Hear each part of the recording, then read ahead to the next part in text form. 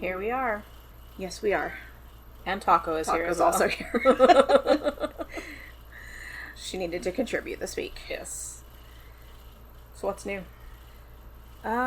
Frankly, I'm ready for bed. Same. Taco's also ready for bed. I've been crocheting for like 3 days straight, and I'm tired of it. But I'm done until possibly this weekend. Yeah. Depending on what happens this weekend. Yeah. And, that's really about it. Oh, and my car ghost is back. Your car ghost is back. I experienced that one firsthand. Yes.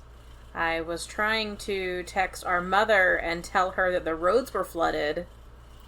And the first time it said, and there's been some debate about what it said the first time. We all heard something different, but it either said like low or whoa or lol or oh, something like that. Yeah. So then I tried again, and it just said L. Just like the letter L. And then I tried again, and it said shoe. Yep. So, I don't know. I don't know what it was trying to tell us. I don't know. But, it was definitely not getting my message through. No, it was definitely not the roads are really flooded. Yeah. Or whatever. I think I said the roads are super flooded here or something like that, and I said the exact same thing 3 times, and these are the 3 messages I got back. It would be nice if it could just rain without flooding. Yeah, Taco agrees. She's very vocal tonight. Yeah, she's vocal. But, yeah, it's been having a lot of issues with flooding lately whenever it rains good. It tore up that fun plastic thing under the front of my car. I don't even know what that thing is, but it seems to... It's a splash shield, I learned whenever I was Googling. Well, it seems to cause more harm than it does good. Because it seems to break on everybody's car. Yeah. I think it's supposed to be there so that, like, road gunk and stuff doesn't get up into, like, your engine and Well, things. road gunk is getting up into my engine and things because the thing is dragging on the ground, making a great deal of noise. So, I get to have my car sound stupid until I get a chance to get that fixed. Yep. Or at least until we can go outside when it's not raining and see if there's some way to, like, reattach it in the meantime. Yeah, I don't know. At least get it enough off the ground that it doesn't scrape. But yeah. Those things are stupid. It's embarrassing. It really is. So, that's all that's new with me. What about you? I don't feel good. That's what I hear. But, it's day 3 of summer school? Yes. It's just crazy because, so, summer school in the past has always been, like, there was a required seat time, so regardless of whether they finished or not, they had to stay because they had to be there. But I guess now, the rule, it's like, the seat time has already been, fulfilled by, like, them being in school in that class or whatever. And so for summer school, and it's all, like, self-paced. It's an online course, right? For summer school. And so and they can work on it at summer school for the 4 hours that they're there. They can work on it at home. There's no limitations. They can work on it as much as they can, or as much as they want to. And as soon as they finish, they have to take their final at the school, and then they can be done. I think I've only had one finish so far, and I'm just like, what's the matter with you people? Like, why aren't you, like, trying to get done quickly so you as don't have to humanly sit possible? here? Yeah. But other than that, I don't know. I don't think there's anything new. Cool. So, I guess. Oh, so I realized when I was telling you the story last week about the yogurt store, And remember, all of the little girls were in FFA, and they were all raising animals. And the one little girl was raising a pig named Stony. And I was like, remind me to tell you about Stony at the end of the episode. And then whenever I was editing, I was like, we didn't talk about Stony at the end of the episode. Yeah, I completely forgot you even told me that. I know. But I just thought I'd let you know. He was sent to, like, one of those, like, rescue farms where he just got to live out his little happy pig life there. As all pigs should. Yep. Also, I guess the universe is trying to get me to watch The Office. Why? I don't know, but like one day I was like, maybe I'll watch The Office, but we didn't have any streaming services that had The Office. And then the other day I realized that series of books that me and Bear are listening to is written by a man named Michael Scott. And then one of the guys from our story last week was also named Michael Scott. Oh, I didn't notice that one, but I did notice the one of the book. Maybe this is the universe telling me that I just need to go ahead and watch The Office so that I can get everybody else's jokes. Right. And last thing that I wrote down was last week, the day that we recorded, was the 31st anniversary of OJ's police chase. Oh boy. I know. Do you remember the police chase? Of course. I didn't know if you were old enough to remember. No, I remember vividly. Because we were in a motel in Ruidoso. I don't remember that part, but I do remember the police chase. Yeah. We were in that hotel that eventually fell apart. Yeah. But anyway, that was the trip where we went to the Ruidoso Downs, and I got that white shirt that had like the holographic Ruidoso Downs like logo on it that I really liked. But anyway, that's neither here nor there. No. Alright, well, I'm going to tell you a story today. Okay. And this may be our longest one yet. Oh boy. I know. They've been getting longer lately. Longer and longer. Most podcasts that cover this have covered it in multiple episodes. Okay. So, I guess we'll see. I'll keep an eye on the clock, and if we need to wrap it up and try again another time, we will. But, so I heard this story on a podcast a couple of years ago, and it's like one of those stories that stayed with me. It's not Brandon Swanson, but it's like lives in my brain like Brandon Swanson. And it's a case that infuriates me. It's not Bryce Lost Pizza. I was gonna say, it's not Bryce Lost Pizza either. But it infuriates me. Like Bryce Lost Pizza's story infuriates me. But I think this probably has been my most, like, labor-intensive case other than Dina Lingor, but mostly because that one I had to go back and look at old newspapers because you couldn't, like, Google things about it. But anyway, so we're heading to the land down under. Okay. Specifically, we are in the luxury high-rise Valencia apartment building on St. Kilda Road in Melbourne. There's been some other stuff happening in the land down under recently. Some little girl, she was like 17, sorry, I didn't mean to interrupt. No, but it's okay. She's like 17 living with these two random 30-something-year-olds who are not related to her in any way, shape, or form. So I don't really know how she came to live with these people. They were just like roommates to her. It's not like they were parenting her. Yeah. She had a family. But, they said that they took her to the airport and that she just vanished. Except they actually murdered her. Yeah. And that sounds about right. What in the world was that noise? I think the dog burping. Oh, okay. All right. Anyway, well, so that's been in the news recently, and a lot of people have been covering that case, but this is not that case. No.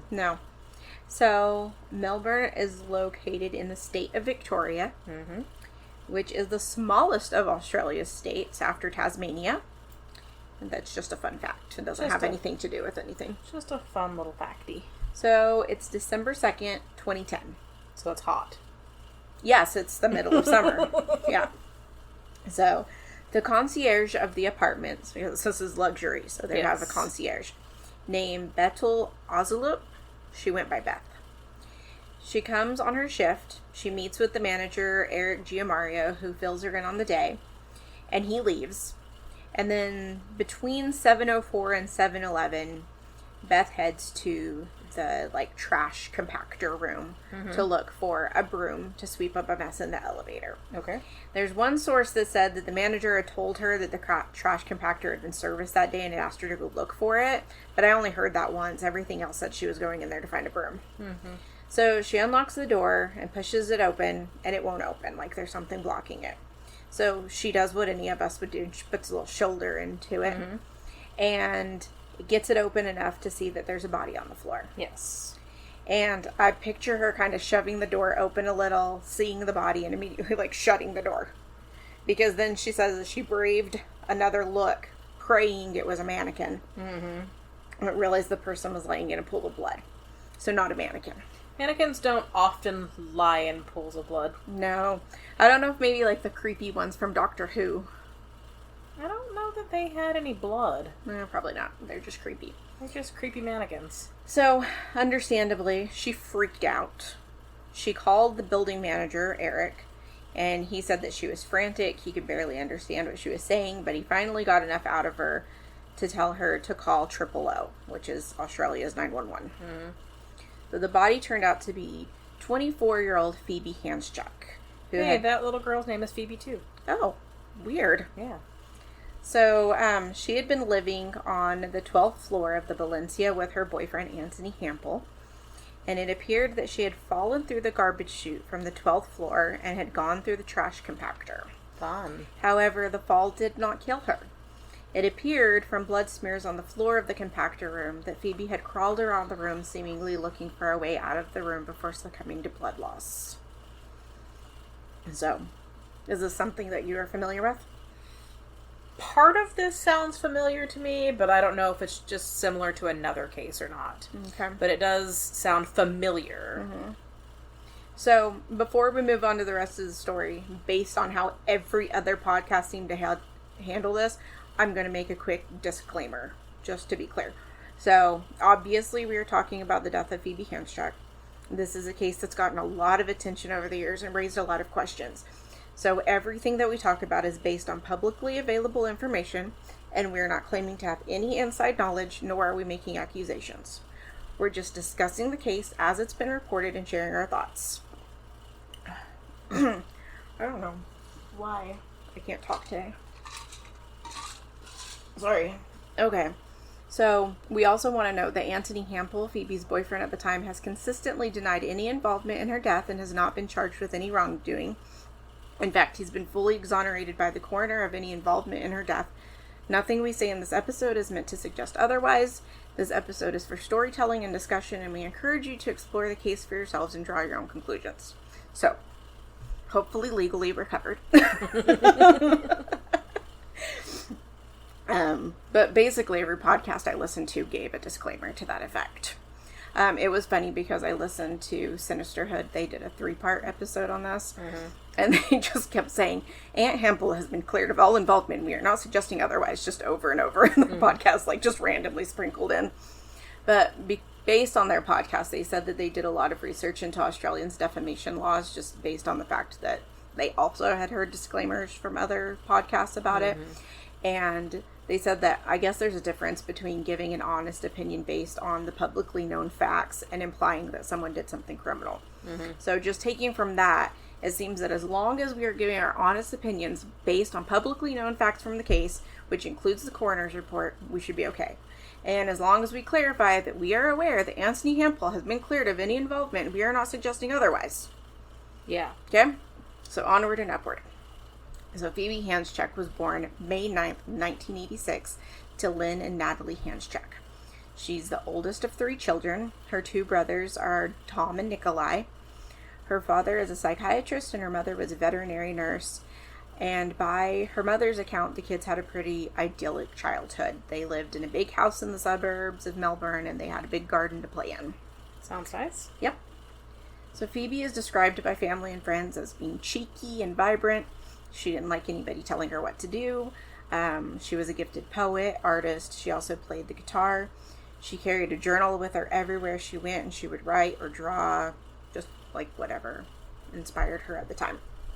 I didn't write it down, but there's a 6-part series called Phoebe's Fall. Mm-hmm. And one of her friends in the podcast that was interviewed said that she had got a job at McDonald's, and she went like the first day, and then the second day she was like, wow, I really hate this job. Mm-hmm. And you had to like turn in your uniform before like you quit or whatever. And so she just went in like the room where the ice machine was and like took it off and left it there and ran home in her underwear. Mm-hmm. That's one way to do it. She was silly. So depending on the source, between like 13 and 15, Phoebe started going out to clubs with friends, which seems crazy. Yeah. I understand that Melbourne's a big city, but like, is this something that people in big cities do? Because, I mean, we don't have clubs here. Yeah. So that wasn't even available to us. No. I just can't even imagine like being that young and doing that. But I don't know. I guess it's something that's more common in bigger places. Yeah. I know I've heard stories from like the 70s and stuff, mm-hmm. where there were even specific clubs just for teenagers. Well, and I think in bigger cities there still are. And like, I know this is not real life, nor is it even close to real life, but I know like on like Buffy, mm-hmm. they would go to the Bronze, like they couldn't like drink or anything, but like they could go to the Bronze and watch bands play and stuff like that. True. And they were just in high school, so yeah. And I can't believe that you would tell me now that Buffy was not real life. I thought that was a documentary. I'm sorry. About a vampire slayer. I'm sorry. I thought that you knew. I didn't know. I thought that was all real. No. Alright, well anyway, so Phoebe and her friends would use fake IDs, but I was like, what 13-year-old looks 18? Right. But apparently she did look much older than her age. Mm. One of her friends who was interviewed for the Phoebe's Fall podcast said that they would have like $20 between them, but that they didn't need money because the men in the clubs would buy them drinks. And then Phoebe would disappear and she'd come back with handfuls of drugs. And they would be like, where did you get those? And she'd be like, they just gave them to me. And so, okay, she was experimenting also with drugs at this time in her young life. So, she was a bit of a wild child. And on 60 Minutes Australia, her mom said that Phoebe drove it like she stole it. So, all that's interesting claims that at one point she ran away from home and lived with an ex-convict and his child for 8 weeks. Okay. I know. On the Phoebe's Fall podcast, her mom and grandmother discuss her relationship with a 30-year-old teacher when she was just 16. This one really bothered me because this 30-year-old man who was in charge of children should have been fired. Mm-hmm. But as the story goes, he left the school that she was at. So it was not to break any of the school rules. Mm-hmm. Let's not worry about the law. Yeah. And that he even lived with Phoebe and her mother for a while. Gross. I know. And I don't remember if it was the Sinisterhood episode that I listened to or something, but they were like, you know, maybe her mom was just like, she's gonna do it anyway, so maybe if I, am able to keep an eye on the relationship or something. I don't know, but I thought it was weird. That whole thing bothers me. Mm-hmm. And her mother says that she was also in a relationship with a teacher when she was the same age, and so I don't know if she was like, I did it, so I guess it's okay that she's doing it, or I can't say anything about it, Yeah, you can. I know. It creeped me out. And I'm not throwing shade at her mom. It's just the whole situation is icky to me. Icky. Because he was an actual adult man, mm-hmm. and she was a child, and he should have known better, but this man in this relationship is not what caused her death, so. When she was 16, she started taking antidepressants, and apparently both of her parents were against her doing this. And she would go on and off them on her own, like sporadically, which you are definitely not supposed to do. And so it would make them less effective because they're not being able to, like, build up in your system. Okay, so both her grandmother and her mother said that Phoebe had an obsession with older men. After the teacher, she was in a relationship with another older man who was an actor and musician. And then when she was in art school, she apparently sent an email to the teacher demanding that he have an affair with her. And she was then kicked out of art school for that. That's a weird way to go about things. It really is. Yeah. I don't really know how you decide to demand someone have an affair with you, especially an authority figure, and you write them an email and let them know. I know, like, what does the email say? I would need more information on said email. Right. But apparently it existed because she did get kicked out of art school, so. Yeah. So her parents divorced when she was in her mid-teens, and she took it really hard. She didn't talk to her dad for a few years. But, you know, she had, like, even just from an early age, there was a lot of drinking and drug use. Her grandmother described her as sensitive, felt that the substance abuse wasn't good for her because it affected her emotions a lot. Plus, when you're young and your brain is developing and just in general making terrible decisions because you're a teenager, you shouldn't compound that with substance abuse. Well, yeah, you're already making terrible decisions, and I'm sure that's not helped by adding drugs to the mix. No. So, I couldn't figure out exactly when, but Phoebe also trained in martial arts at the Melbourne Fight Club. Okay. She made friends with a professional boxer named Sarah Howitt, who also trained at the club. Sarah said that Phoebe would spend like 8 hours a day there training, and she was fast-tracked to get her black belt in 2 years, whereas most people take 5 years to get there. Okay. And I was curious if that was going on at the same time as her death, because it seems like with her drinking and drug use that it seemed to ramp up before her death. That would have made training more difficult. Right. And so I couldn't find anything giving the dates of when she was doing this, so I don't know. But by all accounts, Phoebe had many friends who loved her and enjoyed spending time with her. She was really close to her brother Tom. Her maternal grandmother Jeanette said that she was said to be her confidant. She would meet her father once a week for breakfast. She and her mother would meet and speak all the time, and so she had support systems. She had a lot of people that loved her and cared about her. In mid-2009, while she was working as a receptionist at the Lindley Godfrey Hair Salon, and this is an upscale salon that credits itself as a place where the elite of Australia go to get their hair done. Well, goodness. I know. And from what I can tell, Lindley Godfrey is also a photographer who would use Phoebe as a model sometimes. Like, not like in a nefarious way, but just, you know, I don't know, like for, I don't know. They seem to be professional pictures that were hair taken. stuff. Yeah. But even after she stopped working there, she would sometimes go and have coffee with Lindley. And based on some of the photographs of her, I think she was still modeling for him even near the time of her death. However, this is where she met Anthony Hampel.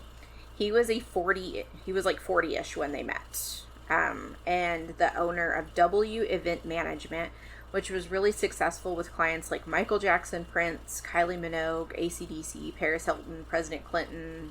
The list goes on. There were a bunch of famous people that he hobnobbed with. Mm-hmm. He was also the son of a retired Supreme Court judge named George Hampel and the stepson of a sitting county court judge named Felicity Hampel. So, like, not only is he, like, famous on his own right from, like, his management company, but he's also, like, pretty well connected because his dad's a Supreme Court judge. Right. So like her other boyfriends, Ant was quite a lot older than she was. However, Ant was unlike her other boyfriends in that he was part of this like posh lifestyle. Mm-hmm. They dated for about 5 months before Phoebe moved into his fancy schmancy apartment in the Valencia. And she did pay rent to Ant. Yeah. So she wasn't just living there with him. She did pay rent. This apartment was described as like all marble and glass and metal and sharp edges and, you know. Ant's housekeeper said that the carpet was white and she and Ant obsessed over keeping it clean. He apparently had told her when he hired her to make it look like no one lived there. So she said it was very labor intensive because she was always having to like polish things, right. And it was just very, That seems like a lot of work. Yeah, and like I can totally picture this even without having looked at pictures of this apartment. Like he's a rich bachelor, and for some reason rich bachelors think that this is like a good aesthetic for their apartment. I can't remember which one it was. Wives and Knives or something. That said that they could picture what's his name? The American Psycho living there. Like rich, young guy. I mean, he's not really young, but anyway. So Phoebe, on the other hand, was more like bohemian. I said that funky. She was an artist. She was young, and like I can understand wanting a clean house, but not so much that like it shouldn't be comfortable. Yeah. Or that you should constantly be worried about making a mess, or So Phoebe's mother and grandmother have both said that when they visited the apartment, there is no sign that Phoebe even lived there. That there were a few framed pictures of her and Aunt, but nothing of Phoebe's was out displayed or anywhere. Yeah. And when they asked her about it, she was like, well, Aunt doesn't like a mess, and he doesn't like my stuff, and it's in the storage room downstairs. And this was a girl who liked to paint and draw. She had nowhere to do that. And remember, she's paying rent. Yeah. So, like, maybe give her a corner to paint in. I don't know.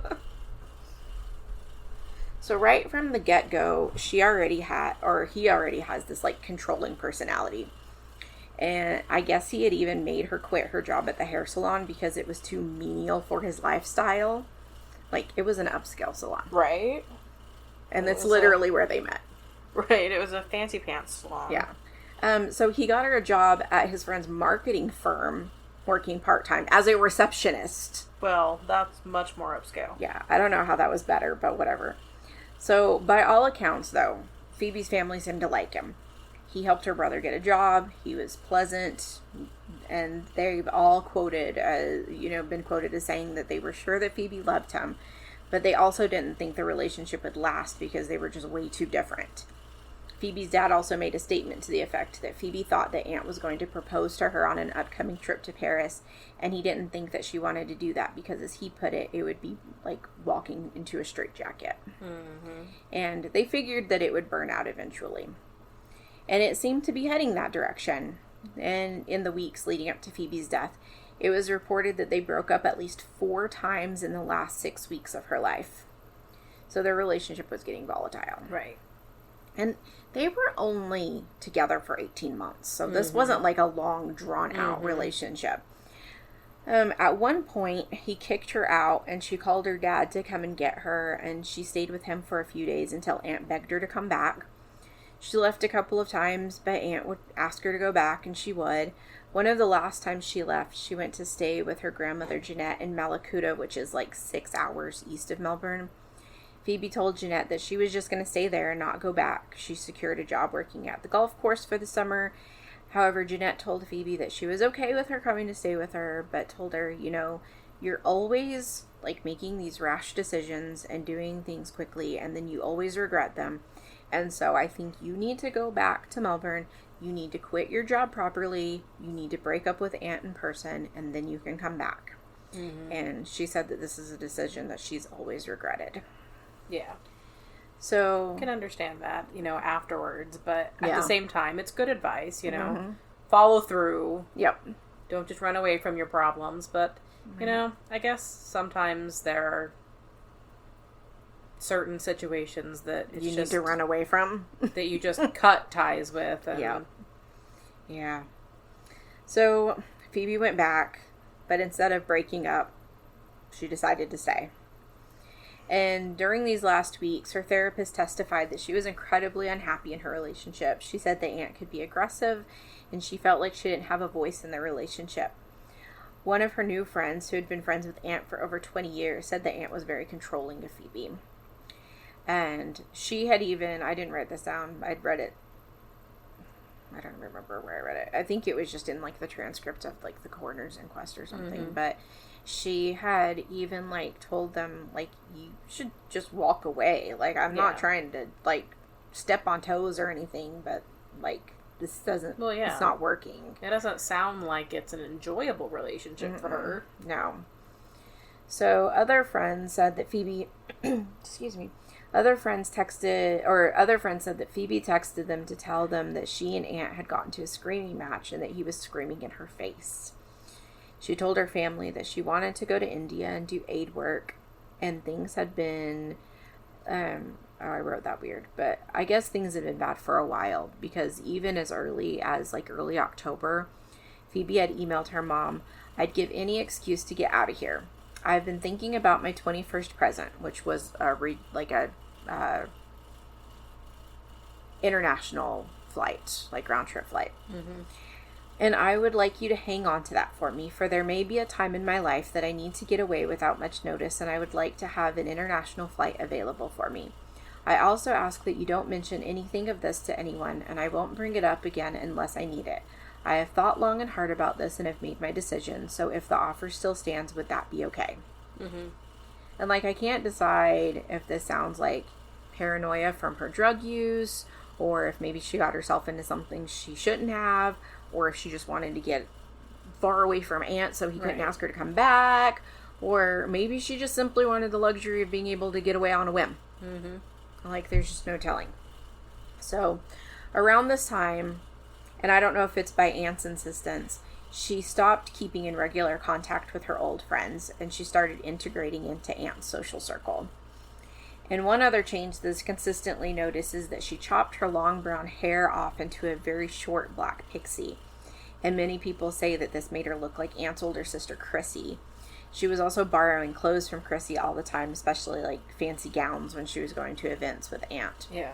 And so, like, Chrissy doesn't seem like she was a bad person or anything, but, like, you know, it does, you know, like, in domestic abuse situations, like, you know, there's a lot of times when, like, they try to cut you off from, like, your family and your friends and things, and that almost sounds like what that was, like, you know, like, your friends, you shouldn't be hanging around with those people, like, they're, you know, whatever, but it doesn't sound good, any of it. No, like I said, it doesn't even sound like it was an enjoyable relationship for her, so... Yeah. Like, it doesn't even sound like it was an enjoyable relationship for him. Right. Like, I just... Other than getting off on the control or whatever, you know, but it's not like either of them were having a traditionally good time. Right?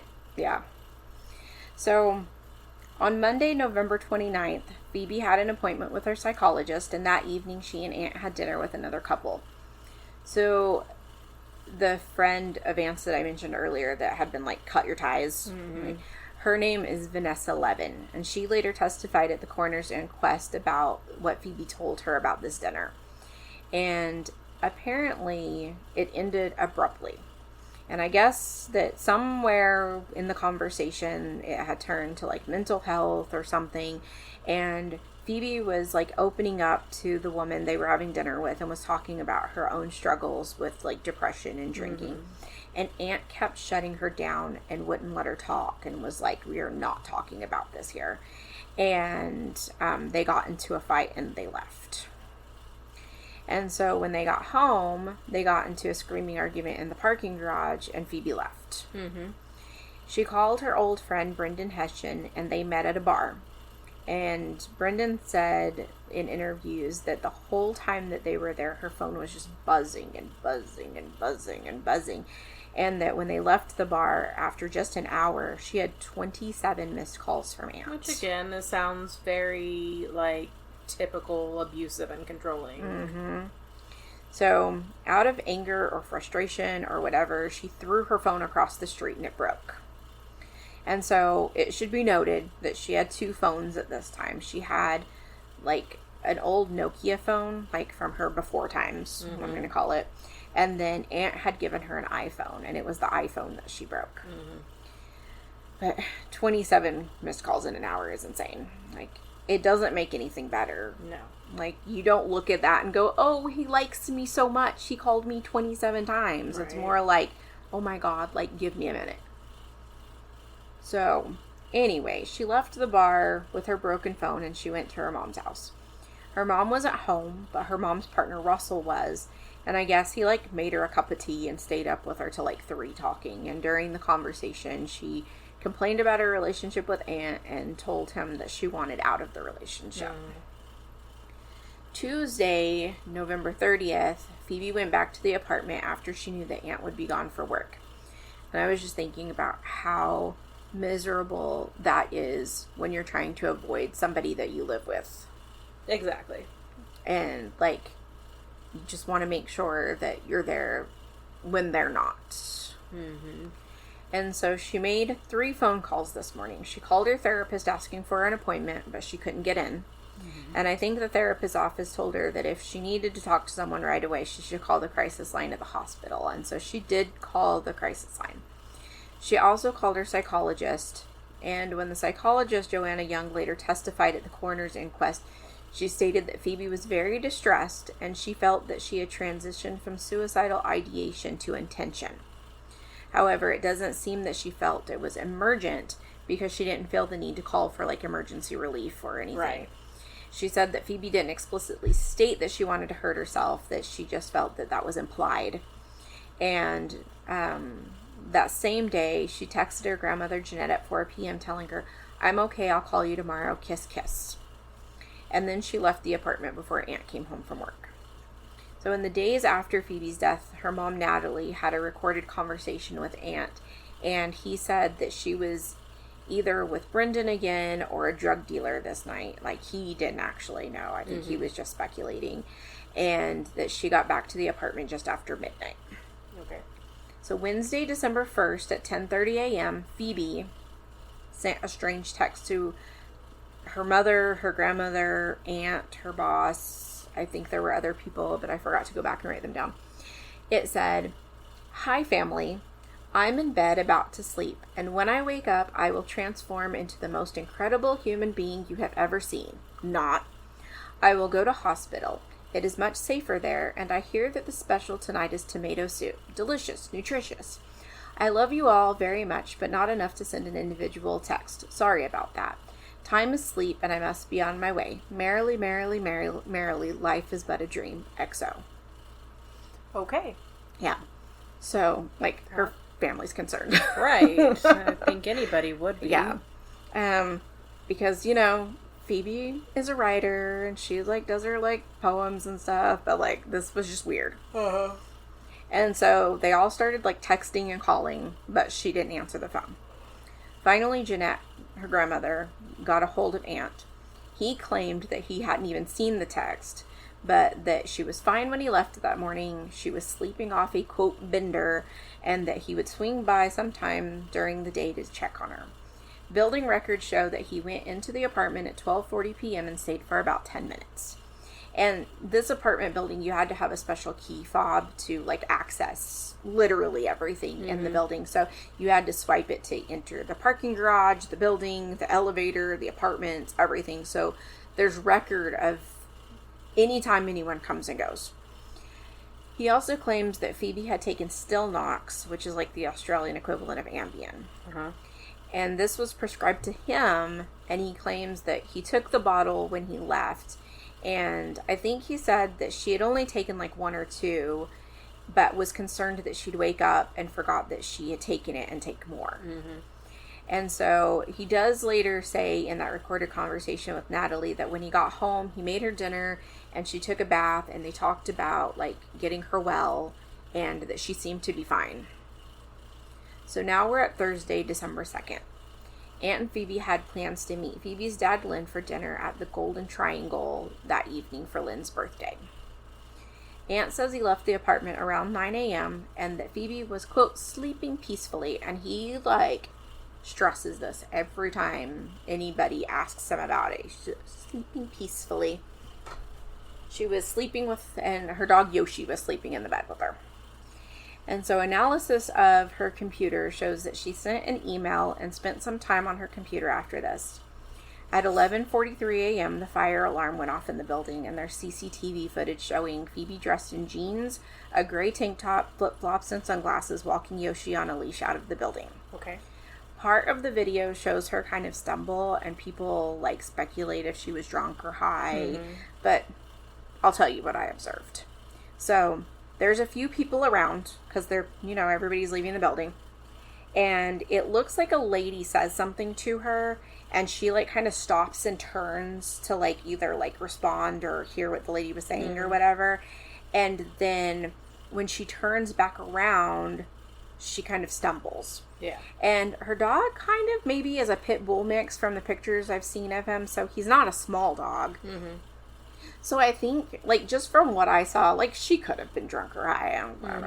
But, like, I trip over a flat surface. Right. Like, I've fallen off of my flat flip-flops. I was going to say, I've fallen off of my flip-flops before, so... So I don't necessarily think this was an indicator that she was intoxicated. No. But, I mean, based on the last few days of her life, she may have been. Mm-hmm. 7 minutes later at 11:50, there's CCTV footage showing her going back into the building. Apparently, this footage has been censored by the coroner at the request of the Hampel family. So all that anyone has is like a still image of her entering the building. And this is the last anyone sees her alive. So sometime between noon and 7 p.m., she somehow gets into the garbage chute and plummets to her death. Why would they censor her coming into the building? I don't know. I don't know what's on the video. And, he's been cleared of all wrongdoing, and we're not suggesting otherwise. So, I don't know. Key fob records show that Aunt came into the apartment at 6:09 that evening. Are you keeping an eye on it, making sure it doesn't stop again? That, and I keep listening to our air conditioner that I hope the entire world can't hear. Well, I do the little, reduce the, ambient sound, and so it usually helps a lot, because it does that every week. Yeah, it's just really loud this week. It is loud. Okay, so, back to this. Yes. Key fob records show that Aunt came into the apartment at 6:09 that evening. He says he doesn't remember if the door was locked or not. When he walked into the apartment, Phoebe didn't appear to be there. He found 2 glasses on the table, broken glass on the floor. Phoebe's purse and keys were on the counter. Her laptop was open, and her Gmail was up. There was a torn couch cushion. This kind of has been proven to be Yoshi's doing because he seemed to do naughty things when he was left alone. Yeah. Which I was like, how mad do you think Mr. Make It Look Unlived In loved having this, dog chewing his furniture? I was surprised she had a dog, because he doesn't seem like a dog person, but... Maybe that was the one thing she got for paying rent. Right. All right, guys, thank you for listening to part 1 of the Twisted and Mysterious podcast. Remember, people are gross and don't get murdered.